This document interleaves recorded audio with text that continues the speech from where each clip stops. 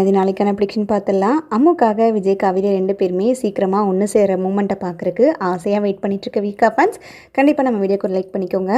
நிவின் கூட எல்லோரும் சேர்ந்து சாப்பிட்றதுக்காக உட்காந்துருப்பாங்க. அந்த டைமில் பார்த்தீங்கன்னா சாரதா மட்டும் கொஞ்சம் வருத்தமாக முகத்தை சுருக்குவாங்க. உடனே காவேரி கேட்பாங்க, என்னம்மா இப்போ தான் ரொம்ப சந்தோஷமாக இருக்க, எல்லா பிள்ளைங்களும் சேர்ந்துருக்காங்கன்னு சொல்லிட்டு சந்தோஷப்பட்டுட்டு இருந்தேன், இப்போ என்ன உன் முகம் வாடி போயிருக்கு அப்படின்ன மாதிரி கேட்க, உடனே சாரதா சொல்லுவாங்க, எல்லோரும் இப்படி குடும்பமாக எல்லாத்தையும் பார்க்குறக்கு ரொம்ப சந்தோஷமாக இருக்குடி. எல்லாரும் குழந்தை குட்டி புருஷன்னு சொல்லி எல்லாருமே நல்லா இருக்காங்க. அதே மாதிரி நர்மதாவும் நல்ல படிப்பு படிச்சுட்ருக்கா. அவளுக்கும் நாளைக்கு எல்லாமே நான் நல்லபடியாக பண்ணி வச்சிருவேன். ஆனால் உன்னை நினைக்கும் போது தான் காவேரி எனக்கு கஷ்டமாகவும் வருத்தமாகவும் இருக்குது. உன் வாழ்க்கைக்கு மட்டும் ஒரு முடிவெடுக்க முடியாமல், உனக்கு எந்த ஒரு நல்ல விஷயத்தையுமே பண்ண முடியாமல் ஒரு அம்மாவாக இருக்கிறத நினச்சாதான் எனக்கு ரொம்ப வருத்தமாக இருக்குது அப்படின்ன மாதிரி சொல்ல, உடனே காவேரி, ஐயோ அம்மா ஆரம்பிச்சிட்டியா, உனக்கு எப்போ பார்த்தாலும் இதே பேச்சு தானாம்மா. இப்போ எனக்கு என்ன குறைச்சல், நான் சந்தோஷமாக தானே இருக்கேன். எப்பவும் போல் எல்லார் மாதிரியும் நானும் ரொம்ப சந்தோஷமாக ஜாலியாக இருக்கம்மா. ஏம்மான்னு இப்படி இருக்க அப்படின்ன மாதிரி காவேரி ஒரு பக்கம் கேட்க, உடனே கங்கா வந்துட்டு மூட மாற்றுறதுக்காக, அம்மா விடுமா, இனி எல்லாமே நல்லபடியாக நடக்க தான் போகுது. நீ சீக்கிரமாக பாரு, காவேரிக்கும் நல்ல வாழ்க்கை அமைஞ்சு அவளும் வந்துட்டு சந்தோஷமாக இருக்கிறத நம்ம எல்லாரும் பார்க்க தான் போகிறோம். அந்த நாள் கூடிய சீக்கிரம் நடக்க தான் போகுது. என் மனசுக்குமே தோண ஆரம்பிச்சிருச்சுமா. என் மனசுக்கு ஒன்று தோண ஆரம்பிச்சிருச்சுன்னா அது கண்டிப்பாக சீக்கிரமாக கூடிய சீக்கிரம் கைகூடி வரும் தெரியுமா அப்படின்ன மாதிரி சொல்ல, உடனே நிவினும், என்ன மிஸ் உங்களுக்கு எப்படி போகுது, ஸ்கூலில் எல்லாம் நல்லபடியாக போகுதா அப்படின்ன மாதிரி கேட்க, உடனே காவேரியும், அதெல்லாம் ஒன்றும் பிரச்சனை இல்லைங்க நிவின், நல்லா போகுது, நல்ல ஸ்கூலு, நல்ல ஸ்டூடெண்ட்டு, அதே மாதிரி எனக்கு இங்கே ஒரு ஸ்டூடெண்ட்டும் வந்துட்டு நல்லா செட் ஆகிட்டா. ஆமாம்மா, அவளை பற்றி தான் தெரியுமே, எப்போ பார்த்தாலும் யமுனா அவளை பற்றியே தானே பேசிக்கிட்டு இருப்பா, அம்மு அம்மு அம்முன்னு. அடிப்பாவி யமுனா, நீயும் ஆடி, அம்மா தான் இங்கே ஒரு பக்கம் அம்மு அம்முன்னு சொல்லிட்டு உயிரை விட்டுட்டுருக்குன்னா நீங்களும் அதே மாதிரி தான் இருக்கீங்க. ஆனால் எனக்கு ஒரு விஷயம் மட்டும் புரியல, நம்ம ஃபேமிலி மொத்த பேருக்குமே அந்த அம்மு வந்து எப்படி இவ்வளோ அட்டாச் ஆனா, எப்படி ஒரு இவ்வளோ பாண்டிங் வந்துச்சு, முன்ன பின்ன தெரியாதவங்க சீக்கிரமாக அட்டாச் ஆகுறதுங்கிறது ரொம்ப அபூர்வமான விஷயம் தானே. அது மட்டும் இவங்க விஷயத்தில் எப்படி நடந்துச்சுன்னு தான் எனக்கு புரியல அப்படின்ன மாதிரி சொல்ல, உடனே எனக்கும் அம்முவை பார்க்குறக்கு ஆசையாக இருக்குது. என்ன யமுனா, எப்போ கூட்டிகிட்டு வருவீங்க அம்முவை அப்படின்ன மாதிரி கேட்க, அட நீங்கள் வேறங்க, காலையில் தான் அம்மாவும் அவங்க அப்பாவும் வந்துட்டு போனாங்க. உங்களை பார்க்குறதுக்கும் ரொம்ப அவங்க ஆசைப்பட்டாங்க. எனக்கு தெரிஞ்சு காலையில் வருவாங்கன்னு நினைக்கிறேன் அப்படின்ன மாதிரி யமுனா வந்துட்டு காவேரியை பார்த்துட்டு கேட்க, ஓகே ஓகே யமுனா, புரிஞ்சுது, நான் காலையில் வர சொல்கிறேன் சரியா, ஸ்கூலுக்கு போகும்போது அம்மாவும் இங்கே வந்துட்டு போகிற சொல்கிறேன் அப்படின்ன மாதிரி காவேரியும் சொல்லுவாங்க. அந்த டைமில் பார்த்தீங்கன்னா காவேரி வந்து விஜய்க்கு கால் பண்ணுவாங்க. விஜய்க்கு கால் பண்ணிவிட்டு, என்ன சார் அம்மு தூங்கிட்டாளா அப்படின்ன மாதிரி கேட்க, இப்போ தான் மிஸ் தூங்கினா, ஒரு 10 மினிட்ஸ் ஆச்சு. அம்முட்ட பேசுகிறதுக்காக கால் பண்ணிங்களான்னு கேட்க, அம்முட்ட தான் பேசுகிறதுக்காக கால் பண்ணேன். இங்கே என் தங்கச்சியோட ஹஸ்பண்ட் நிவின் இருக்கார்ல, அவரும் வந்திருக்காரு. அம்முவை பார்க்குறதுக்காக அவரும் ரொம்ப ஆசைப்படுறாரு.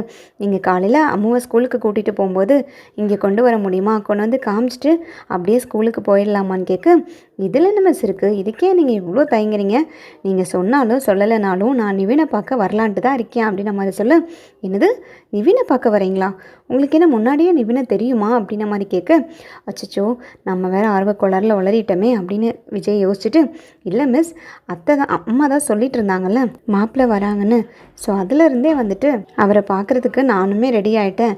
எப்பவுமே நம்ம ஃபேமிலி ஒருத்தருக்கு ஒருத்தர் இன்ட்ரடியூஸ் ஆகிக்குவோம்ல, அதனால தான் நானும் ரெடியாக இருக்கேன், காலையில் கண்டிப்பாக வந்துடுறேன் அப்படின்ன மாதிரி விஜய் சொல்ல, ஓகே நான் வச்சிட்டுமான்னு சொல்லி விஜய் கேட்பாரு. உடனே காவேரி கட் பண்ண முடியாமல், இல்லை உங்ககிட்ட ஒரு விஷயம் கேட்கலான் இருக்கேன், ஆனால் கேட்டால் நீங்கள் வந்து ஆன்சர் பண்ணுவீங்களா இல்லை தப்பாக நினச்சிக்குவீங்களான்னு தெரியல அப்படின்ன மாதிரி சொல்ல, அடடா என்ன மிஸ் நீங்கள் இவ்வளோ தூரம் கேட்க வந்துட்டீங்க, எதுவாக இருந்தாலும் கேளுங்க, நான் சொல்கிறேன், நான்லாம் எதுவும் சங்கடம் பட மாட்டேன், நீங்கள் எதுவாக இருந்தாலும் தாராளமாக என்கிட்ட கேட்கலாம். எனக்காகவும் என் ஃபேமிலிக்காகவும் என் குழந்தைக்காகவும் எவ்வளோ தூரம் பண்ணுறீங்க, நான் உங்களுக்காக இதை கூட சொல்லாமல் இருப்பேனா, நீங்கள் எதுவாக இருந்தாலும் என்கிட்ட தாராளமாக கேட்கலாம் அப்படின்ன மாதிரி விஜய் சொல்ல, நான் ஒரு விஷயம் கேள்விப்பட்டேன், அது உண்மையாக பொய்யான்னு தெரியல, அதுதான் ஆக்சுவலாக நீங்கள் வந்து உங்களுக்கு கல்யாணம் ஆகிடுச்சு, உங்கள் ஒய்ஃபை அப்படி லவ் பண்ண இப்படி லவ் பண்ணேன்னு சொல்லிட்டு நிறையா விஷயம் என்கிட்ட ஷேர் பண்ணியிருக்கீங்க, ஆனால் முக்கியமான ஒரு விஷயத்தை என்கிட்டேருந்து மறைச்சிட்டிங்க பார்த்தீங்களா அப்படின்ன மாதிரி சொல்ல, அதை விட முக்கியமான விஷயம் என் லைஃப்பில் எதுவுமே இல்லை மிஸ். எனக்கு இருந்த எல்லா சீக்ரெட்ஸையுமே நான் உங்ககிட்ட பெரும்பாலும் சொல்லிட்டேன். மேற்கொண்டு நான் வந்து சொல்லாமல் உங்ககிட்ட எதை விட்டேன், எதை பற்றி நீங்கள் கேட்குறீங்கன்னு புரியலையே அப்படின்ன மாதிரி விஜய் சொல்ல, இல்லை உங்கள் ஒய்ஃபை நீங்கள் கல்யாணம் பண்ணுறதுக்கு முன்னாடி உங்களுக்கு எக்ஸ் இருந்ததா நான் கேள்விப்பட்டேனே, உண்மையா? அவங்க கூட அவங்களோட ரிலேஷன்ஷிப் எப்படி இருந்துச்சு? உங்கள் எக்ஸை கல்யாணம் பண்ணாமல் நீங்கள் ஏன் வந்துட்டு உங்கள் ஒய்ஃபை கல்யாணம் பண்ணீங்க அப்படின்ன மாதிரி கேட்க, உடனே விஜய்க்கு அப்படியே ஷாக் ஆகிடும். ஓ, இவ வெண்ணிலா பற்றி தான் கேட்குறா போல இருக்கு. ஒருவேளை வெண்ணிலாவோட ஞாபகம் இவளுக்கா வந்திருக்குமா, இல்லை யாராவது சொல்லியிருப்பாங்களான்னு தெரியலையே அப்படின்ன மாதிரி விஜய் யோசிச்சுட்டு, மிஸ் இதெல்லாம் உங்களுக்கு யார் மிஸ் சொன்னால், உங்களுக்கு எப்படி தெரியும் அப்படின்ன மாதிரி கேட்க, அதெல்லாம் தெரியும், நீங்கள் எப்படி தெரியும்லாம் என்கிட்ட கேட்கக்கூடாது, நான் கேட்ட கேள்விக்கு மட்டும் நீங்கள் பதில் சொல்லுங்கள் அப்படின்ன மாதிரி காவேரி கேட்க, ஆமாம் மிஸ், அது ஒரு கதை. நானும் வெண்ணிலாவும், ஓ வெண்ணிலான்றது தான் உங்கள் எக்ஸில் வரா அப்படின்ன மாதிரி கேட்க, ஆமாம் ஆமாம், அவள் பேர் வெண்ணிலா, நானும் வெண்ணிலாவும் லவ்னா லவ், அப்படி ஒரு லவ். 2 பேரும் ஜாலியாக சேர்ந்துருந்தோம், சுற்றிட்டு இருந்தோம். வெண்ணிலாவுக்கு நான்னா ரொம்ப பிடிக்கும். அவ்வளோ அன்பாக வந்துட்டு என்னை பார்த்துக்கிட்டா. அதே மாதிரி நானும் வெண்ணிலாவை ரொம்ப லவ் பண்ணேன். அதுக்காக என் ஒய்ஃப் அளவுக்கு இல்லை, என் ஒய்ஃபை விட கொஞ்சம் கம்மியாக தான் வச்சுக்கோங்களேன். என் ஒய்ஃப் வந்ததுக்கப்புறம் நான் வெண்ணிலா மேலே வச்சுருந்த லவ்வையும் பீட் பண்ணிட்டேன். அது வேறு கதை. ஆனால் வெண்ணிலாவை நான் சின்சியராக தான் லவ் பண்ணேன். அதுக்கப்புறம் என்னமோ சுச்சுவேஷன்லாம் ஆகி வெண்ணிலா என்னை விட்டு பிரியிற மாதிரி சுச்சுவேஷன் ஆகிடுச்சு. அதுக்கப்புறம் பார்த்தீங்கன்னா என் ஒய்ஃப் உள்ளே வந்து கதையவே வந்துட்டு ட்விஸ்ட் ஆக்கிட்டா. அவள் என்னையும் வெண்ணிலாவையும் சேர்த்து வைக்கிறேன், வெண்ணிலாவுக்கு வந்துட்டு மெமரி லாஸ் ஆகிடுச்சு. அந்த சுச்சுவேஷன்லேருந்து அவளை நான் நல்லபடியாக மீட்டு கொண்டு வரேன், குணப்படுத்துகிறேன்ற பேரில் அவளுக்கு ஹெல்ப் பண்ண போய் வெண்ணிலாவுக்கு குணமானதுக்கப்புறம் நான் விஜய் தான் கல்யாணம் பண்ணுவேன், விஜய் தான் எனக்கு முக்கியம் அப்படின்னு சொல்லி என் ஒய்ஃபையே வந்துட்டு அவள் அடிக்கவெல்லாம் செஞ்சு டார்ச்சர்லாம் பண்ணி என் ஒய்ஃப் என்னை விட்டுட்டு போய் ஏகப்பட்ட பிரச்சனையாச்சு மிஸ். அதெல்லாம் ஏன் கேட்குறீங்க, அதெல்லாம் ஒரு கதை அப்படின்ன மாதிரி சொல்ல, ஓ அப்போ வெண்ணிலா இப்போ உயிரோடு தானே இருக்காங்க, நீங்கள் வெண்ணிலாவையே கல்யாணம் பண்ணிக்கலாமே அப்படின்ன மாதிரி காவேரி கேட்க, உடனே விஜய்க்கு கோவம் வந்துடும்.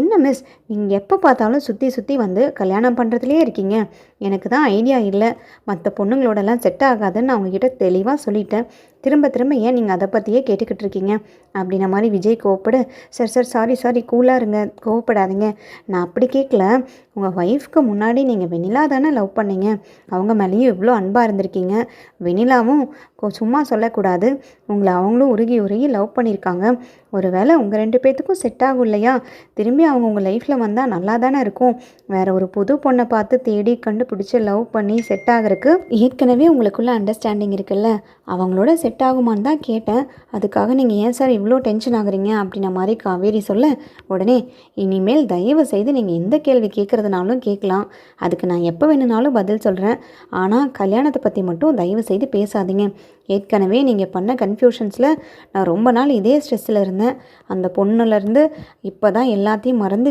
கொஞ்சம் வந்து காமாக இருக்கேன், திரும்பி ஆரம்பிக்காதீங்க அப்படின்ன மாதிரி சொல்ல, இவ்வளோ கோவப்படுறீங்க, கல்யாணமே வேண்டாம் அப்படின்ற மாதிரி யோசிச்சுட்ருக்கீங்க, உங்கள் ஒய்ஃபை அந்தளவுக்கு லவ் பண்ணுறேன்னு சொன்னீங்கல்ல, இன்றைக்கி கூட நான் காலையில் உங்ககிட்ட பேசும்போது என்ன சொன்னீங்க, என் ஒய்ஃபை தாண்டி என்னால் யாரையுமே லவ் பண்ண முடியாது, அவளுக்கு கொடுத்த லவ்வை நான் யாருக்குமே கொடுக்க மாட்டேன்னு சொன்னீங்கல்ல அப்படின்ன மாதிரி சொல்ல, ஆமாம் மிஸ் சொன்னேன், நான் உண்மை தானே சொன்னேன் அப்படின்ன மாதிரி விஜய் சொல்லுவார். அப்புறம் எப்படி சார் நீங்கள் என்ன அப்ரோச் பண்ணுறீங்க, என்ன கல்யாணம் பண்ணிக்க முடியுமான்னு சொல்லிட்டு என்கிட்ட மட்டும் எப்படி கேட்குறீங்க, அப்போ நீங்கள் பியோர்லி வந்துட்டு செல்ஃபிஷாக அம்முக்காக மட்டும் தானே வந்துட்டு நீங்கள் கேட்குறீங்க, அம்முக்கு ஒரு நல்ல அம்மாவாக இருந்தால் மட்டும் போதும் அப்படிங்கிற மாதிரி தானே என்னை யோசிக்கிறீங்க அப்படின்ன மாதிரி வெடுக்குன்னு வந்துட்டு காவேரி கேட்க, விஜய்க்கு என்ன பதில் சொல்கிறதுனே தெரியாது. இது எல்லாமே இது புரியாமல் வந்துட்டு நம்ம இந்த அளவுக்கு வந்துட்டு காவேரி கிட்ட சொல்லிட்டோமே, என் ஒய்ஃபை பற்றி சொல்கிறேன்ற பேரில் எல்லாத்தையும் எக்ஸ்ப்ரெஸ் பண்ணுறேன்ற பேரில் காவேரியை பற்றியே வந்துட்டு வர்ணித்து பேசுகிற மாதிரி நினச்சி நம்ம அவளை பற்றி சொல்லிட்டோமே, இவ இப்போ என்ன நினைப்பா, என் ஒய்ஃபை தான் நான் அந்தளவுக்கு லவ் பண்ணியிருக்கேன், என் ஒய்ஃபை தாண்டி நான் எதுவுமே யோசிக்க மாட்டேன்ல, யோசிப்பான் அப்படின்ற மாதிரி விஜய் ஃபீல் பண்ணிட்டு, ஐயோ மிஸ் அப்படி கிடையாது மிஸ், உங்களோட சினாரியோ வேறு, நான் உங்கள் மேலே வச்சுருக்க அன்பும், நீங்கள் என் லைஃப்பில் நீங்கள் வந்தீங்கன்னா உங்களை எப்படிலாம் பார்த்துப்பேன்னு நினைக்கிறதும் அதெல்லாம் டிஃப்ரெண்ட்டு, பட் அதையும் தாண்டி நீங்கள் என் அம்முக்காகவும் எல்லாமே பண்ணுறீங்க, நீங்கள் வேறு மிஸ், உங்களை நான் வந்துட்டு எப்படி வச்சு பார்க்குறேன்னா அப்படின்ற மாதிரி ஒய்ஃப்க்கு ஈக்குவலான்னு சொல்லிட்டு ஸ்டார்ட் பண்ண ஆரம்பிப்பார். உடனே காவேரி, அது எப்படி சார் முடியும், யாராக இருந்தாலும் உங்களுக்கு ஒன்று தானே, உங்கள் ஒய்ஃப்க்கு கொடுத்த லவ்வை நீங்கள் யாருக்குமே கொடுக்க மாட்டீங்கன்னு சொல்கிறீங்க, அப்புறம் எப்படி எனக்கு மட்டும் நீங்கள் கொடுக்க முடியும் அப்படின்ற மாதிரி சொல்ல, ஐயோ மிஸ் நீங்கள் தப்பாக அண்டர்ஸ்டாண்ட் பண்ணிக்கிட்டீங்க. நான் சொல்ல வந்தது ஒன்று, ஆனால் நீங்கள் புரிஞ்சுக்கிட்டது ஒன்று. என் ஒய்ஃப் மேலே வச்சுருந்த பாசத்தை யார் மேலேயும் கொடுக்க முடியாதுன்னு சொன்னே தவிர உங்கள் மேலே கொடுக்க முடியாதுன்னு சொல்லலை. நீங்களும் எனக்கு அதே மாதிரி தான். என் ஒய்ஃப் இருந்திருந்தா நான் எப்படிலாம் அவளை கவனிச்சிருப்பனோ, அவன் மேலே எப்படிலாம் பாசம் காட்டியிருப்பனோ, சத்தியமாக சொல்கிறேன் மிஸ், அதை விட அதிகமாக என்னால் உங்கள் மேலே பாசத்தையும் அன்பையும் காட்ட முடியும், உங்களை லவ் பண்ண முடியும்.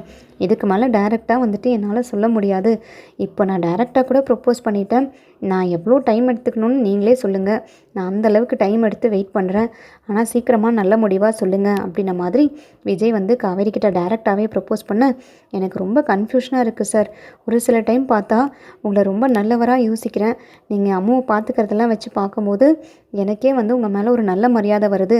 ஆனால் உங்கள் ஒய்ஃப் பற்றி பேசும்போது நீங்கள் ஃபுல் அண்ட் ஃபுல் உங்கள் ஒய்ஃபவே வந்துட்டு ஃபுல்லாக டிபெண்ட் பண்ணி இருந்திருக்கீங்க. அவங்க மேலே அவ்வளோ பாசம் வச்சுருக்கீங்க.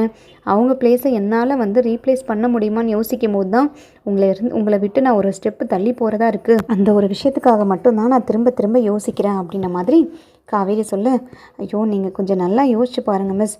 நான் சொன்ன அர்த்தம் வேறு, நீங்கள் புரிஞ்சுக்கிற அர்த்தம் வேறு. உங்களையும் என் ஒய்ஃபையும் நான் ஒரே மாதிரி தான் வச்சு பார்க்குறேன் அப்படின்ற மாதிரி சொல்லிவிட்டு டக்குன்னு ஃபோனை கட் பண்ணிடுவார். உடனே காவேரி அப்போ தான் யோசிக்க ஆரம்பிப்பாங்க. இவர் என்ன ட்ரை பண்ணுறாருன்னு எனக்கு சுத்தமாக புரியல. ஆனால் இப்போ வந்துட்டு நான் அம்முக்காகவாவது இவரை கல்யாணம் பண்ணிக்கணுன்ற மைண்ட் செட்டு எனக்கு கொஞ்சம் கொஞ்சமாக வர ஆரம்பிச்சிருச்சு. ஆனால் இவர் அவர் ஒய்ஃப் மேலே வந்துட்டு அந்தளவுக்கு லவ் வச்சுருக்காருங்கிற அந்த ஒரு விஷயந்தான் எனக்கு இடிக்குதுன்ற மாதிரி காவேரி ஒரு பக்கம் யோசிச்சுட்ருப்பாங்க. கரெக்டாக எல்லோரும் தூங்கி எந்திரிச்சு விடிஞ்சு ஸ்கூலுக்கெல்லாம் வந்துட்டு அம்மு கிளம்பும்போது கரெக்டாக விஜய் இன்றைக்கி வந்து டைரெக்டாக நம்ம மிஸ் வீட்டுக்கு போயிடலாம், அங்கே அவங்க கெஸ்ட்டு வந்திருக்காங்களாமான்னு சொல்லிட்டு கூட்டிகிட்டு போவாங்க. கரெக்டாக வந்துட்டு விஜயும் அம்முவும் வந்துட்டு காவேரி வீட்டுக்குள்ளே போகும்போது வெளியிலேயே வந்துட்டு நிவின் நின்றுட்டுருப்பார். பிரதர் அப்படின்னு சொல்லிட்டு நிவின் ஓடி போய் வந்துட்டு விஜயை ஹக் பண்ணிகிட்டு இருக்கும்போது கரெக்டாக உள்ளேருந்து வந்து காவேரி பார்த்துருவாங்க. உடனே யமுனாவும் கங்காவும் அங்கே பக்கத்தில் இருப்பாங்க.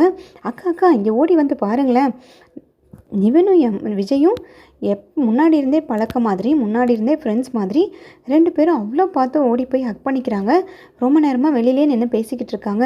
இவங்க 2 பேர்த்துக்குமே முன்னாடியே இவங்க அறிமுகம் ஆயிருக்காங்களா, இவங்க முன்னாடியே ஃப்ரெண்ட்ஸா அப்படின்ன மாதிரி கேட்க, இருந்திருக்கலாண்டி மேபி.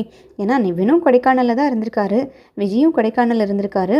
ஒருவேளை இவங்க 2 பேர்த்துக்கும் முன்னாடியே கான்டாக்ட் இருந்துச்சோ என்னமோ, யாருக்கு தெரியும். இதெல்லாம் ஒரு பெரிய விஷயமா அப்படின்ற மாதிரி யமுனாவும் கங்காவும் அப்படியே யதார்த்தமாக பேசுகிற மாதிரி பேசிட்டு அந்த பக்கமாக நகர்ந்து போயிடுவாங்க. உடனே விஜய் உள்ளே வந்ததுமே விஜய்கிட்ட கேட்பாங்க, சார் உங்களுக்கு நிவினை முன்னாடியே தெரியுமா, 2 பேரும் இவ்வளோ க்ளோஸாக பேசிக்கிறீங்க அப்படின்ன மாதிரி கேட்க, மிஸ் ஒரு டைம் ஏதோ பார்த்த மாதிரி இருக்குது, ஆனால் நாங்கள் 2 பேரும் க்ளோஸ் எல்லாம் கிடையாது. அம்மா சொன்னாங்கல்ல, அதை வச்சு தான் நாங்கள் 2 பேரும் இப்போ பேசிகிட்டு இருந்தோம். கொடைக்கானல் பற்றி பேச ஆரம்பிச்சதுனால ரொம்ப நேரம் அதை பற்றியே பேசிக்கிட்டு இருந்தோம். என்ன நிவின் அப்படின்ன மாதிரி விஜய் கேட்க, ஆமாம் எங்கள் 2 பேத்துக்குள்ளே பேசுகிறதுக்கு தான் நிறைய விஷயம் இருக்கே, ஸோ நாங்கள் பேசிக்கிட்டே இருப்போம் மணிக்கணக்கில் அப்படின்ன மாதிரி நிவினும் சொல்லுவார். காவேரிக்கு ஒன்றுமே புரியாது. எப்படி எல்லாருமே ஒரே மாதிரி இருக்காங்க, முன்ன பின்ன தெரியாதுன்னு சொல்கிறாங்க, ஆனால் இவ்வளோ க்ளோஸாக பேசிக்கிட்டு இருக்காங்க, பழகிட்டு இருக்காங்க.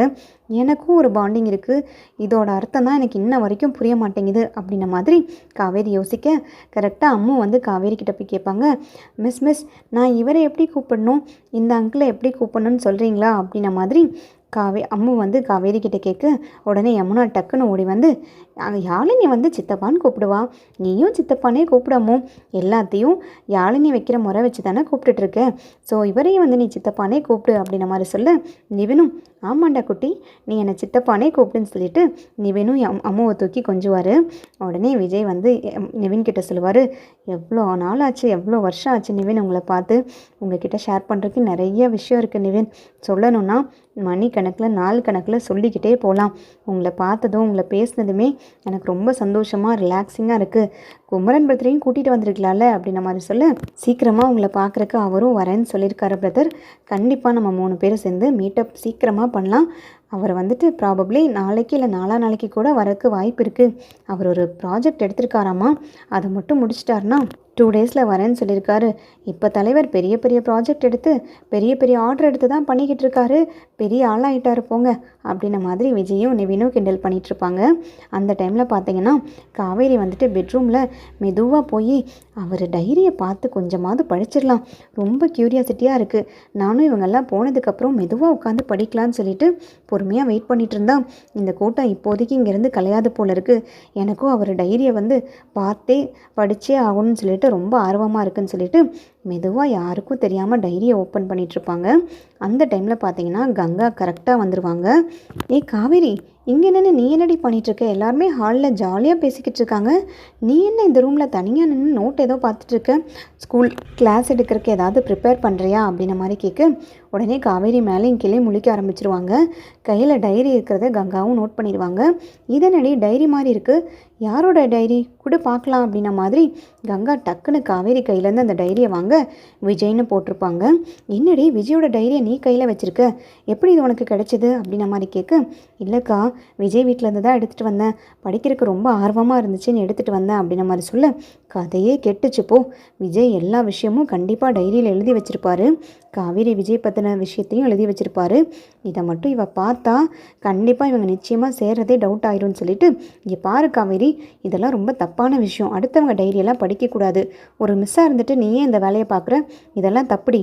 முதல்ல கொண்டு போய் அம்முக்கிட்ட அந்த டைரியை கொடு, இல்லைனா அவங்க அப்பாட்ட டைரியை கொடுத்துட்டு தெரியாமல் எடுத்துகிட்டு வந்துட்டேன்னு சொல்லி கொடு அப்படின்ன மாதிரி சொல்ல, சாரிக்கா எனக்கும் தப்புன்னு தான் தோணுச்சு, நான் இப்போவே கொண்டு போய் கொடுத்துட்றேன்னு சொல்லிட்டு அம்முக்கிட்ட வந்து காவேரி அந்த டைரியை கொடுத்துருவாங்க.